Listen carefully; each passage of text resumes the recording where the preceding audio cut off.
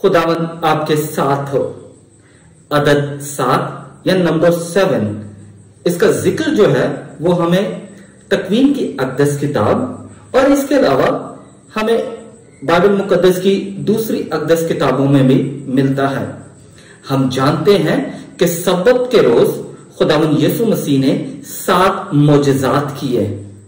फिर इसके अलावा हम देखते हैं कि 7 शमादान जो हैं वो हमें अहद अतीक में मिलते हैं। नंबर 7 दर हकीकत कलीसिया के 7 साक्रामेंट है और हम ये भी जानते हैं कि ये साक्रामेंट जो हैं ये हमें खुदावंद के साथ मिलाप करने में हमारी मदद करते हैं।